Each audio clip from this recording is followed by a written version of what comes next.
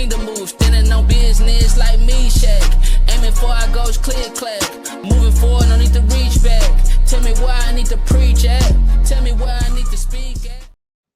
All right, we are back again with another episode of the CROWNEDCAST podcast. My name is Joseph Honeyset. With me, as always, Mr. Engulu. How are you feeling today, brother? Blessed, highly favored, man. End of the week. It was a long week, but, man, excited. I'm excited as well. We've been on a podcast roll, man. Just this week, we've just been pumping them out one after the other, having incredible guests. And I'm excited for this guest because, she has a background from a sport that I've really grown to love. This incredible woman is a retired tennis pro. She's now a mindset coach, keynote speaker. She's also the author of her book called Scratching the Surface.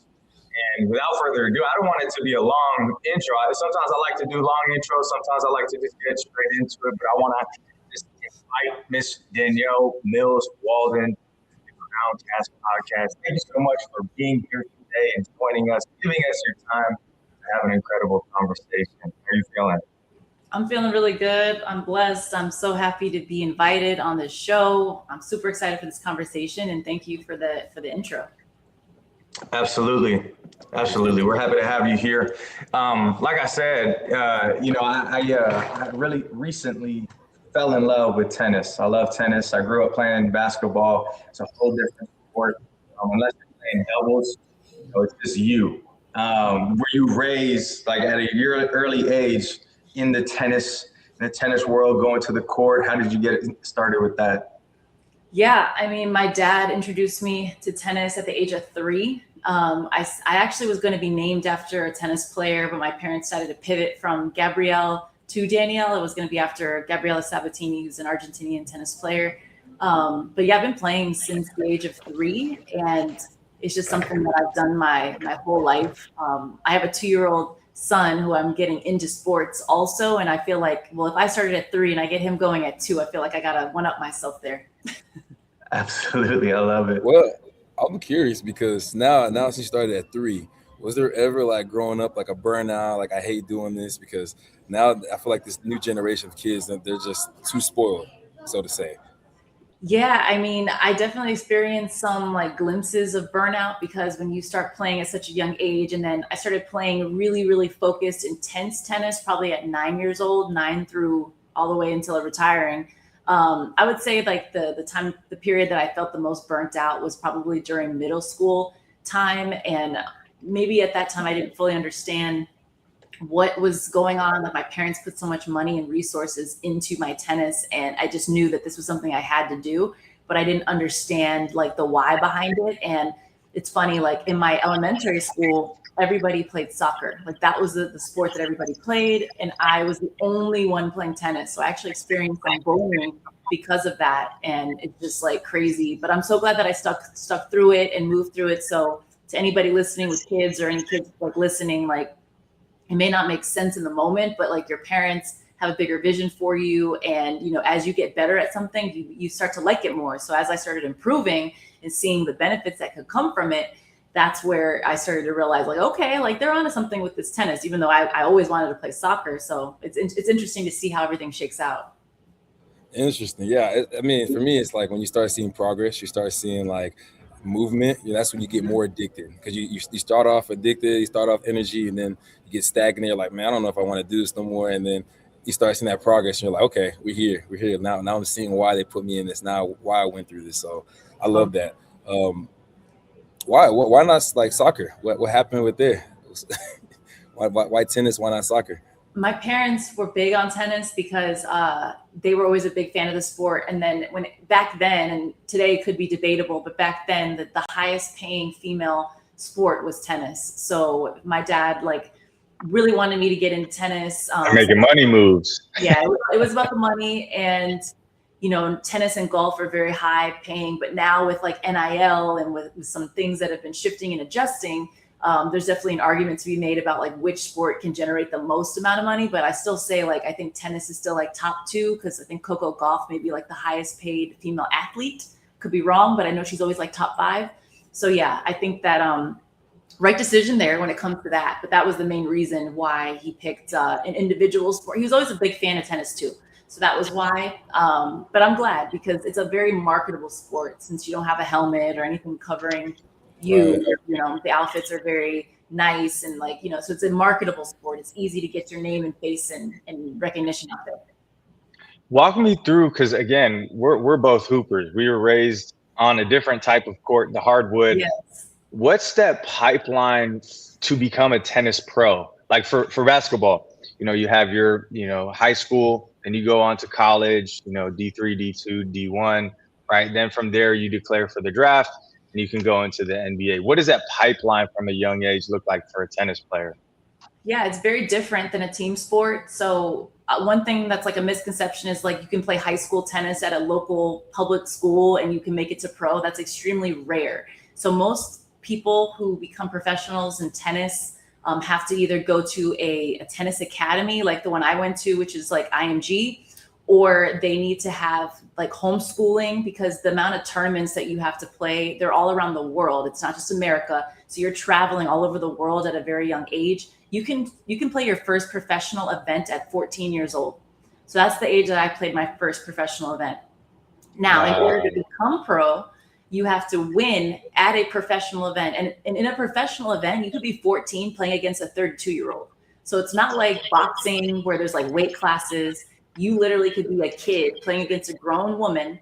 And if you beat her, you get a point. And then once you get points, it creates a ranking. And then as your ranking improves, that lets you get into bigger and better tournaments. So like baseball, there's like the minor leagues of baseball and there's different levels, right? So like in basketball, there's like the D League and then there's like playing overseas and then there's the NBA. So like NBA is like the mecca, but then there's all these other leagues of players trying to get there. But in the meantime, they're like working on their game. It's similar in that aspect. So there's the ITF events, which are like lower level professional events, which are anywhere from $15,000 up until $100,000, which would be the prize money that you would win if you were to win one of those events.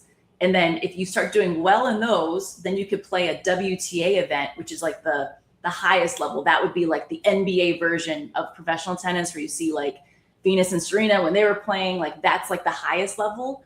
But one thing that I'll call out that's very different from tennis and a team sport is there's no guaranteed money and there's no contracts. So you are an independent contractor and what you make is what you get. And if you're losing or you're injured, you're making no money. So it's very different in that regard.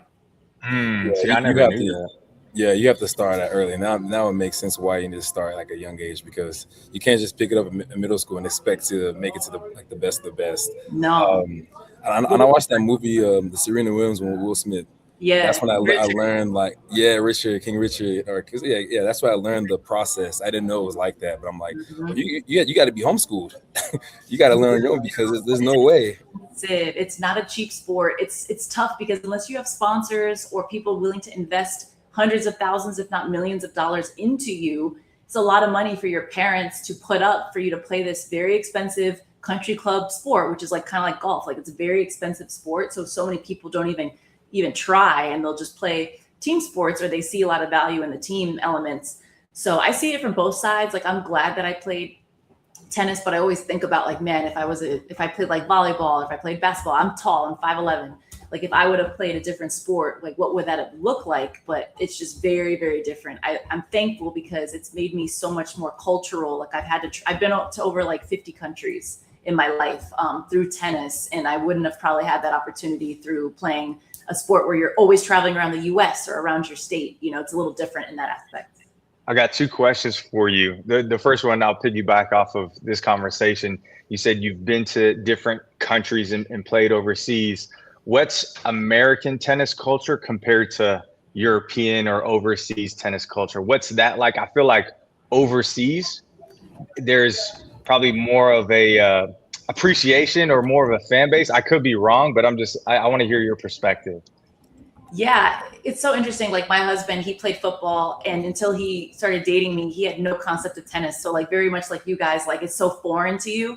But it's one of those things, like if you are a tennis fan in America, like you know where to go, you know what's happening, it's there, but it's not so broadly recognized unless you're talking about like the Williams sisters or Maria Sharapova or somebody that's like super well known. You just don't know what's happening there. Whereas to your point, in Europe, because football, which is like soccer, is their biggest sport. And then like tennis is like top 5 sports in these other countries, even top 3 in some countries. So like the recognition is bigger, the fan bases are bigger. You know, when I would play a tournament sometimes in like Spain or Portugal, the stadium would have thousands of people full, paying money to watch, where I would play tournaments in America in some of these random cities, like, I don't want to like call a city out for being random, but like Lafayette, Louisiana, or Macon in Georgia, or these like places where they would have these tournaments, and you'd be lucky if there's like 50 people in the stands where they have space for more. It's just like people are just not in tune with tennis is in their area. So yeah, it's definitely different. The culture is way more intense. It's very respected, and people in Europe and in South America and other countries, they start really young. Whereas in America, there's so many people who get their kids into tennis super late. And I don't want to discourage people for, if you have a high schooler who's never picked up a tennis racket, to get them into tennis. It's still a great thing to have for your life. Just like golf, it's great for networking. It's great for business. But I would be lying to tell a parent listening to this that if you're in high school and you have a kid that's in high school who's never played tennis before, and you're expecting them to learn tennis and then get a D1 scholarship, like that's gonna be very hard, just because of the learning curve, because it's a very technical sport. I know every sport thinks that they're technical, but like it's a very technical sport with how you have to play, that it's hard to, you could have the athleticism, you could have the grit, you could have the endurance, you could be strong, but if you don't have the technique to even play, kind of like golf, like if you don't know how to play golf, and you just start from scratch, and, you know, we're all athletic on this call. Like if we've never taken a lesson, we're going to look crazy on the golf course, right? So it's like that with tennis too. Like you could be super athletic and all the things, and that's why it doesn't translate well when other sports try it. They usually think it's way easier than it is. And then when they play, they're like, yo, this is hard. So it's just one of those things.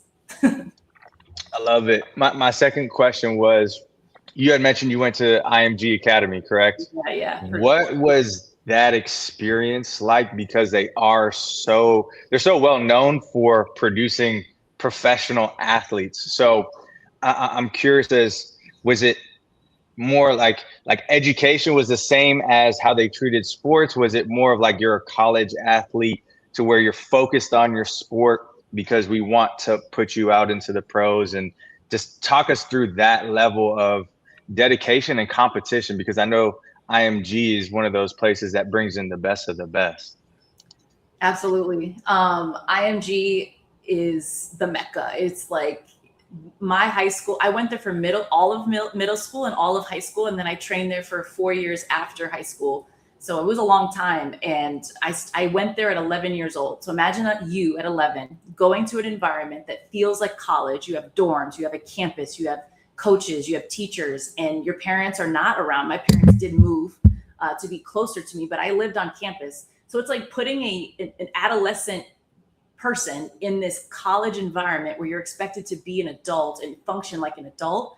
It was the coolest experience of my life. It was incredible. And to answer your question, it was about the mindset. It was just so different there. Everybody you're surrounded by wants to be a Division I athlete or professional athlete. So there is nobody there that's just going through the motions. Everybody is intense. Everybody's working super hard. Everybody's got goals, and all your friends are athletes. So you go into the cafeteria, you sit down to eat lunch, and you're eating with all these other athletes, and you have like a soccer player, a golfer, a tennis player, baseball, all from other countries, speaking different languages. And it's just like an environment that's infectious.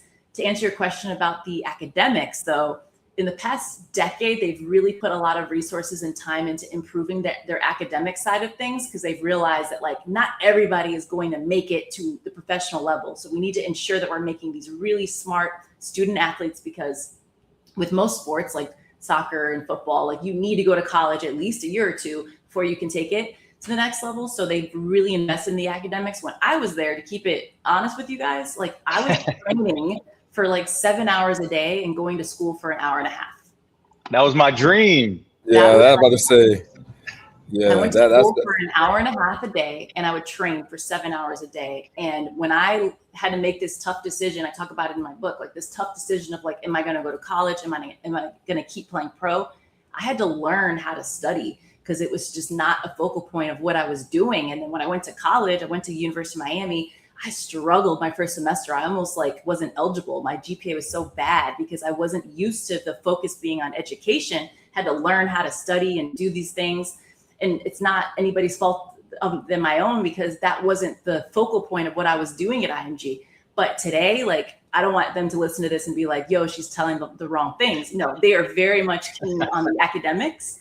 And it is a great institution for academics and athletics. So I'm talking about when I was there in the early 2000s, it was a little bit different. But today, no, not the case. There we go. I like the cleanup at the end. That's very political. Shout out to IMG. Yes, shout out. And Man, now, I was go. gonna say, now that you transition from, pro tennis player, mindset coach, how much of your childhood, but being around that environment at IMG, like, kind of plays into like what you're helping people develop when it comes to their mindset? Because you're around, dogs, you're around people that are hungry, right? People that are hungry have a total different approach to life, whatever sport they're trying to get better at. So I'm curious how much of that experience in your life is being implemented into what you're doing today. So much of it. Every single day I'm surrounded by people, and it's weird, in the military, when they're around like regular people, they call them like civilians. Like, I kind of view people who don't have an athletic upbringing or never played sports, I view them as just like average people, or people who are just like, it may sound negative, but Wow. I just look at it because they look at life differently. Like, 100%. if you haven't played sports, you don't understand how to receive criticism. You don't know how to receive coaching. You're not coachable. So throughout my day-to-day, because I have businesses, but I've also worked in corporate America, and it's been so eye-opening to see how people struggle with feedback. Whereas, we're athletes on this call. We're like, what can I be doing differently? How can I get better? What do I need to do to take myself to the next level? And other people are just not that way. So when it comes to mindset, it's like every single day I'm faced with someone who either I'm working with or I'm observing. People make comments, and there's a lot of excuses and complaining that we weren't allowed to do. Like, you just aren't able to do those things when you're a high performing athlete. So I see it all the time with mindset that, having a sports background or being like, military, that helps you too. Like, just being able to follow direction and coaching and being open to learning. Like, that is the best advice I could give anybody, is be open to do more, and like, be okay with getting feedback, because if somebody's going to give you feedback, they care. If they don't tell you anything, they don't care. 100%. Right.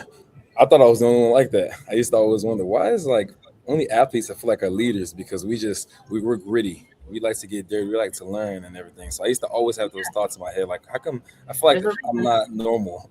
I'm above normal, and these people are just lower in my. But I don't want to say that because it sounds like prideful. But that's why I used to have those thoughts a lot.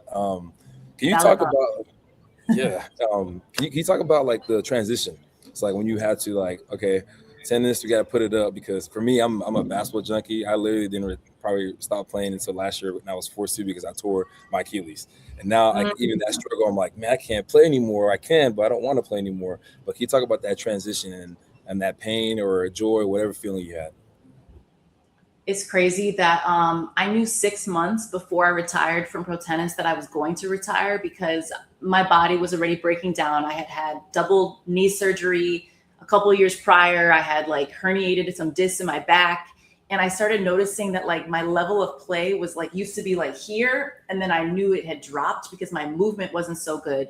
And you guys can relate to this, is like when you know that you can play at a certain level, but you see in yourself that like, oh, this is not how I used to be. Like, I didn't want to be one of those players that went out on the bottom.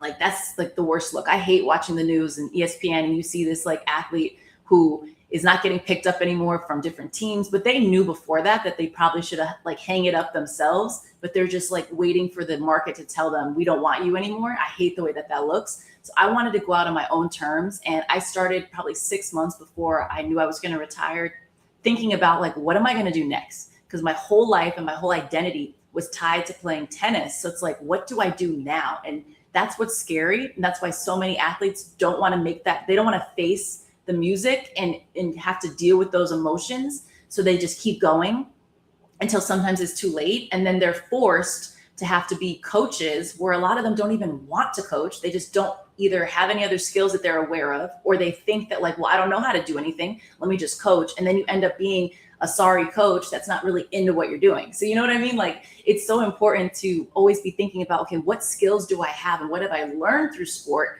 that I can translate into other things? And I learned that my communication was on par. My work ethic was crazy. I love like working with people, helping people. So with that, I was like, okay, my mindset's different. Maybe I should create a mindset mentoring company. And that's kind of how my business came to be. But the advice that I'd give is like, while you have to put all your energy and focus into being an athlete, always be thinking about like, what are some things that come easy to me that other people struggle with, and write those things down, because those will be the differentiators that will help you later when you're going through the interview process and they're asking you, okay, so why you? And you may not have any work experience. Like, I struggled, guys, because since I had never done a real job, I was going through interviews and struggling to answer interview questions because I didn't know how to relate my tennis career to the day-to-day. And those are the things that I like to help people with as well with my business, is like, how do you transition and how do you make that transition seamless?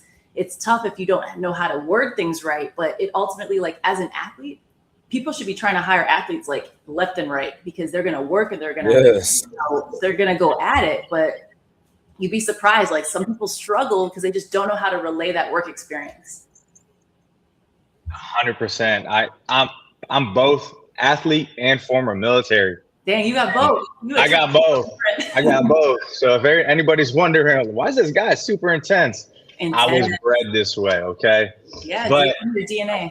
It's in my DNA. But you're 100% right. Athletes, military, there's a different level of standard. Mm-hmm. And it's like, when I was in the military, it was forced upon you, right? When you're on a team, when you're on your coach, there's a standard and level that you must obtain. Like, there is no non-negotiable, because number one, you chose this and I'm here to make you better. And that's what my situation in the military was like, mm-hmm. Hey, we're here to develop you so you can, go as far as you want to in this career. When it comes to mindset and what you're doing now, I want to ask you, number one, I'm sure you're a reader, right? I'm an audiobook girl. I'm not gonna lie. Audiobook girl. I got a 2-year-old and I'm on the move. So reading a physical book, like here's my book. I have like a physical book, but to read this thing, I had to do the audiobook for me to read my own book. Time. Wow. We can relate. I consume a lot of books and podcasts. So there's that. But to read, that's on my vision board for 2026, is to read like 2 chapters a night, because I've been struggling. I haven't read since like elementary, like since like Harry Potter. Isn't that sad? Since before IMG. It's IMG's fault. That's what we're going to say. To sit there and read, but you were going to say something. Sorry, I cut you off. Yeah, no, you're fine. I was going to ask what your top 5 books are. Top 5. Can they be, doesn't matter the genre? Doesn't matter the genre. All right. Off the dome, I'm going to say my number 1 book is The Power of Now by Eckhart Tolle. He's like this German philosopher, very, very hard to listen to because he's got a very monotone voice. But basically the book talks about staying in the present moment and being present, not focusing on the past or the future, because most people live in the past and the future. Like right now, I'm like enjoying this conversation with you guys so much. I'm not thinking about anything else. And that's why we're vibing so good. Like, that's what The Power Now is about. So I read that book every year twice, or I listen to it twice, because it recenters me back. I'm big on like business books, self-help books, and memoirs. Like, those are the genres that I focus on the most. My second book is going to be David Goggins' book, and I'm blanking on the name of it, but everybody is familiar with him. Stay Hard. It's whichever the one that it's called Get Hard. No, Get Hurt. Wow, I am blanking. Hold on, I'll pull my Audible up, because this will help me with the rest of these, because I'm like, where I'm blanking. But that Can't Be Stopped, or what is it? Can't Hurt Me. Can't Hurt Me. Yes, that's it. That is my second book, because whenever I'm doing something hard in life, like recently, like within the past 6 months, like I ran a 5K pushing my 2-year-old in a stroller, and like I was training for this. And I'm not a runner. Like, my knees are shot. You and I both know I shouldn't really be running, but I was like, if David Goggins can run with bone-on-bone knees, 250 miles for 2 days, and he's like telling himself that he can do it, like I can do it. So like, I love that book because it really helped me with pushing through. So that's the second one I'll tell you. Another one This one your audience may not know, but it's a good business book. And it's called The Devil Emails at Midnight. This book is about how to overcome bad bosses and how to be a good leader. So it's a great book if you're in corporate America and you are being managed by somebody, or if you manage a team, and it kind of outlines why, how to not be a bad boss and how, the lessons to learn to be better. So that one's, I recommend that to everybody as well. I gave you 3. Okay, you got to give you 2 more that are top of mind for business or life. I'm looking down because I go through so many, but sometimes, you know, like the ones that stick with you, I can like get off like quick, but the other ones, okay.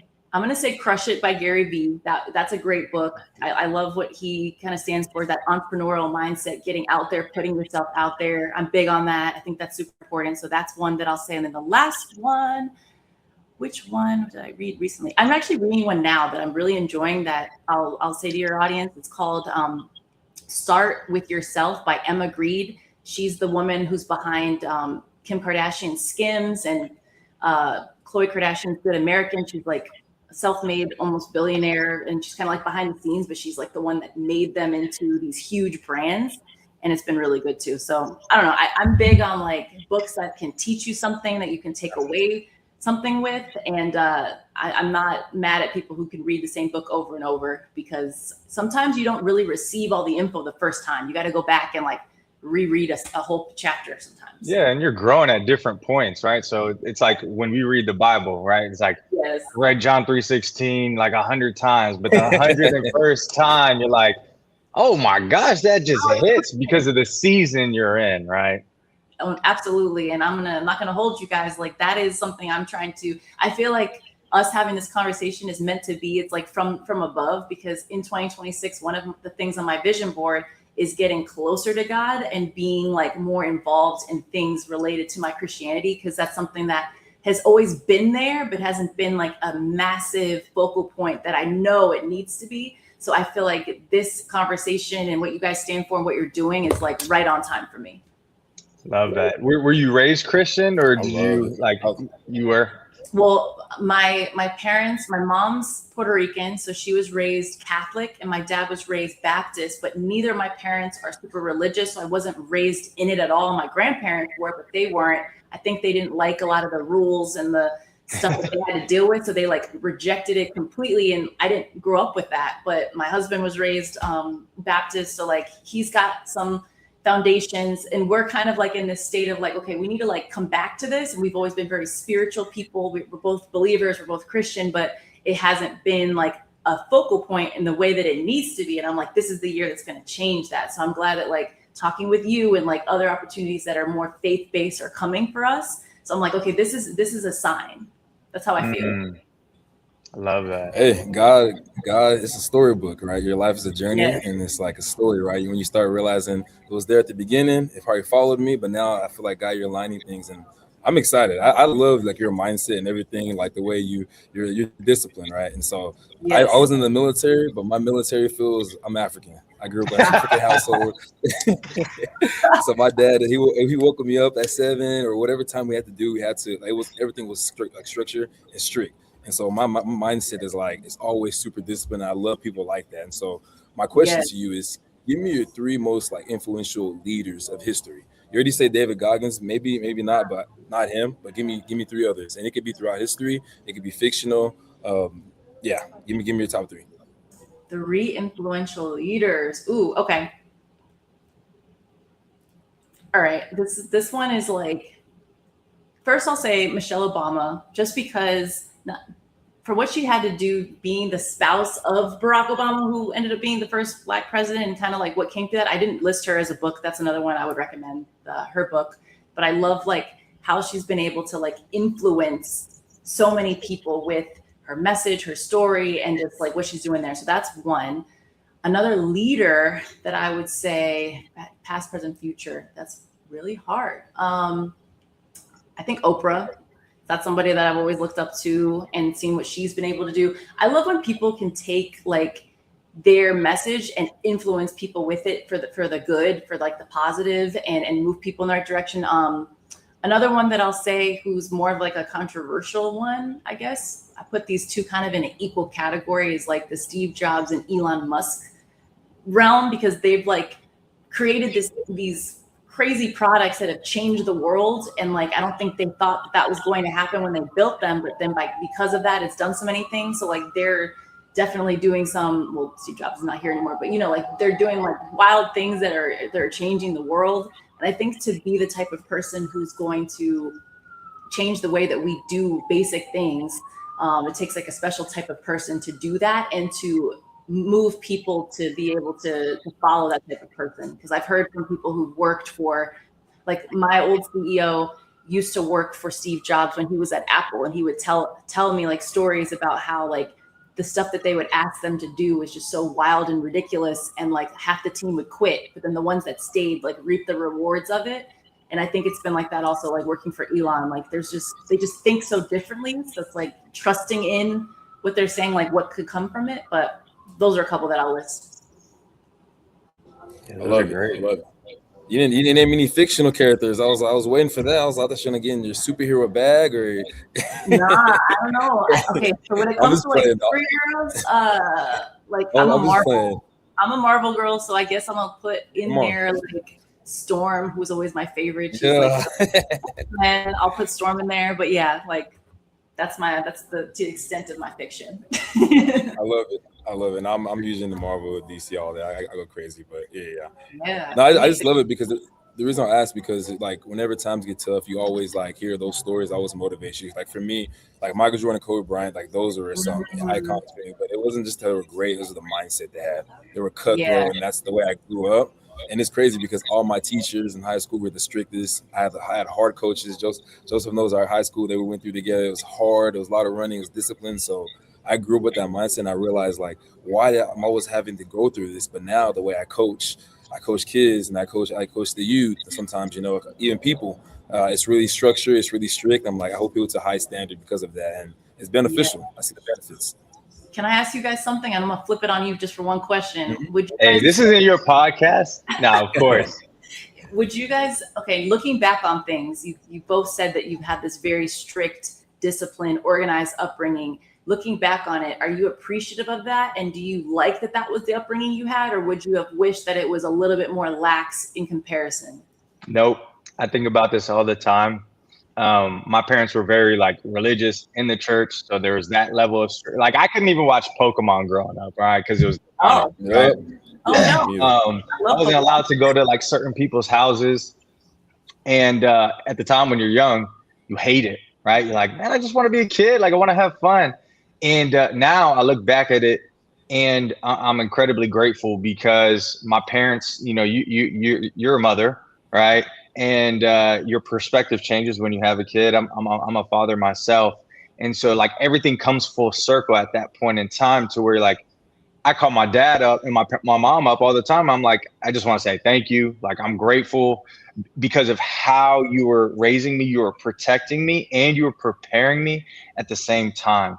Because I know a lot of people that we may have went to school with, or people I met in the military, or even just entrepreneurs now, there's something different. I don't think I'm better than anybody else, but I hear stories about their life and the lack of discipline, maybe the lack of love. And I'm just grateful because it made me exactly who I am today. And that's still like a work in progress, but I would never change it. I think hard things, you're supposed to experience and embrace uncomfortability so you can get to your God-given purpose. I love that. How about you? Great answer. No, for me, I would say, 100%, because like, so the Bible talks about don't spare the rod to your child. Like, it's good to give them a spanking, right? And I got that rod a lot. Okay, my sibling got that rod a lot. So yeah, for sure. In African, like, he's got whatever he can find. We're gonna deal with you. But it just taught me like discipline. Don't do wrong things. At the time, I was angry, but then even as you grow up, you start seeing your friends like doing more things that you shouldn't be doing, and then you start like understanding what your parents are talking about, and so you start maturing as you grow. But for me, I look at life like even if you don't have parents, some people don't grow up with good parents, right? But I think even your coach, your high school coach, right, or you have a good teacher that you grow up. Like you start following like the leadership where your life is taking you. Like I've always had strict coaches, strict teachers. Like the teachers that I didn't want, I got. And there was the meanest ones, and I'm always wondering why. But it prepared me to get to college and prepared me to like take things serious. And now everything I do is like people look at me like, man, you're pretty serious. You're pretty serious. I'm like, man, you should see my father. It's crazy. Yeah. Wow. No, I like that guy. I'm glad that you guys didn't say, no, we wish it was lax. Because I'm like, this is what builds you. It builds your character. 100%. And you need a lot of character to go through life, to deal with people. You know what I mean? So it's a blessing.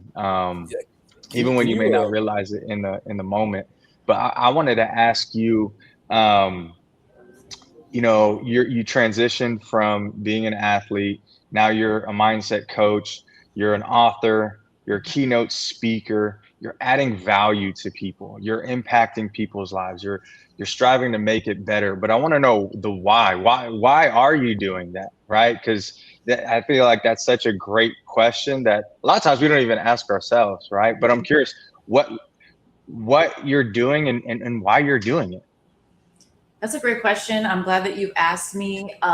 I always said that like, if I can do what I was called to do, my life has like meaning and has purpose. And I felt like ever since I retired from tennis, it's been so tough to try to find something that can fill that void of what you feel when you're like playing in front of a large crowd and you get that adrenaline rush of like all the weeks worth of preparation and work to go play this match in front of this audience and give your all to be able to entertain a crowd. And when I retired, I was like, what am I going to do now? And nothing has come close to the way that I feel when I'm on a stage and I can speak to an audience of people who want to hear a message and be motivated, be inspired, or to feel a sense of like purpose or belonging. So to answer your question, like that gives me the most amount of gratitude and light is when I can talk to somebody and I can pour life into them. And so often we speak so negatively to ourselves, like our self-talk can be so negative. And when I work with people, I really work on like the voice that they tell themselves. And if I can take somebody who feels that they're here, but through our work and diving deep and really helping them instill that confidence, they can be up here with their potential and help them reach where they need to be, like that brings me so much joy, because so much of who you see today, this person who's very outgoing and confident, who's in front of audiences, didn't start out this way. I was a young individual who got poured into by some really amazing world-class coaches, took a lot of beatings, not physical, but like a lot of mental and, you know, verbal beatings to kind of get me to this point. And, you know, a lot of people don't have that. And I feel like I can pour that into others. So that's the why behind why I'm doing it. I just want to, I would take impact and influence over fame and wealth. Because I think if you are influencing people and you are making an impact on people's lives for the positive, like your life is worthwhile. And if you're on your deathbed looking back, you can say, I left the world better than when I found it based on the actions I took. Like, I think that is so important. So like, that's where every decision I make now is always in line. Like, I think like, is this in line with my why and why I'm doing it? And if it doesn't, I leave it alone. And I leave the people who are not in line with that vision and that purpose. So that's my why. Love it. Love it. Well said. Speaking of that, going off that, is there some stories or testimonials that you work with someone, they were here and then now they're doing well or they're successful or whatever it is, but do you have any testimonial stories you can share? Yeah, I mean, it's like hard because it's like some of the stuff is like personal to them. I'll try to see what I can share. Okay. What's possible, but it's a lot of women that I work with. I have worked with some guys as well. You know what I found too, both of you, like a lot of men don't like to admit that they need help or like are not as open to receiving help. So a lot more of my clients are we know that are like, what's wrong with me? Men are like, I'm good. You know, so why are you throwing darts at us right now? No darts because you guys are athletes and you are open to no, it's true. But you know, like, and I do a lot of my work on LinkedIn. So I just see like the responsiveness I get through different things I do. It's a lot of the women that are like, oh, I need that. Like if two people get laid off from a job, a woman or a man, a lot of times, like a lot of the stuff I put out there is to help people get a new opportunity through the LinkedIn branding stuff I do with my coaching. And it's just interesting how that is. But an example that I'll give is a woman, I won't say who, she was laid off from her tech job working for one of the, like those top 5 tech companies, like the Metas, the Googles, so when she got laid off, it caught her so off guard and she didn't know what to expect. And this was before they started doing all these tech layoffs, because that now it's like so commonplace. We know what can happen, but this was like right before the pandemic, before it became like a big thing. And she came to me for help because she had never been in this state before. She had never had to interview before, and she'd never had to update her resume. So she was starting from the spot of like needing full help and transparency. So we worked together. I had to really peel back the layers and have her have to verbalize like what makes you unique, what makes you special, what makes you different. Because with these roles, like these tech roles, you got like thousands of people going after one job, and they all have the accolades, they all have the masters, they all have the certifications. So what makes you different? And we really spent a lot of work peeling back those layers and pulling things from her that are unique. And she ended up being former military, and she's like, well, I never talk about that. I never put that on anything. And I'm like, what? Why? Like, why aren't you highlighting that? Why aren't you putting that out there? Why aren't you leading with that? Because it shows you're a leader. It shows you have discipline. We've talked about that. And she just didn't understand that like the way that you portray yourself on LinkedIn is what people see. And that's what can make them make a decision. So we ended up working together. We made a lot of tweaks, and she ended up getting hired by X. So she got like a better opportunity there. But a lot of that stemmed from the work that we did, because she never had to work for these opportunities. They just came to her. But she was in this unemployment state for almost a year. And that's where she let her guard down and said, okay, I need to get help, because whatever I was doing isn't working. Let me try something different. I love the growth. I'm a growth. I love when I hear growth stories. I'm like, it's more mental. She just changed her. You just washed her inside out, and then she has the confidence to do things. And so that's what life does. It puts us in a place that we have to grow. We have to pivot, and you have to be vulnerable. You have to be humble to accept criticism, and then what's next steps now. And so that's why a coach, I always tell people, get a coach for training, get a coach for speaking, get a coach for entrepreneurship, get mentors, get leaders. Like there's people that love sharing, but no one's ever asking for these things, And so, And if your coach doesn't have a coach, get a new coach. Yeah, 100%. Yeah, exactly. Thinks that they've got it all figured out, and they just be knowing. That's a red flag too, because everybody can be doing better at all times. Like there is no like perfection point. Like we're always evolving and growing. And that's why definitely ask that in your interviews when you talk to your coaches, like, hey, so like, do you have a coach? And if they're like, no, like that would be where I would end the combo. 100%. Yeah. 100%. It's the law of the lid, from John Maxwell, right? Like you're going to coach me, but like I can never pass you, because you're not expanding. So your knowledge is limited. And so like by you not investing into yourself, you're actually doing more damage to me than I even realize. Right. Yeah. And that's really the important that coach, like leapfrog over them, because they've plateaued. Exactly. But they can't get you to say they're, 1 through 10, they're at a 7. They'll never help me grow past a 6. Cause you know what I mean? So that's why it's so important. That's why I love talking to athletes and just high level, high performing people, because I mentioned it at the beginning. It's intentional, right? Everything you do is intentional. Your routine, your discipline, why you're disciplined, right? How you approach your day, all these minute details that create this huge result. It all matters. But when you don't have that background, people just want to be comfortable, right? Like people just want to go to school, get a good education, get a good job, and just kind of stay in the middle. And there's nothing wrong with that at all. But we're also not supposed to live our life that way. Like God didn't create all of us to just be just like everybody else, fall in line, go downstream with everybody else.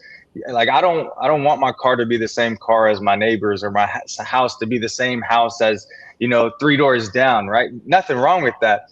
But when you're able to really step into God's purpose, or understand what his purpose for your life is, and step into that and understand how much is required for you, like that's the fun part of life. Being uncomfortable is fun. Being disciplined is fun, because you have all these different opportunities that you never would have dreamed of that come to you.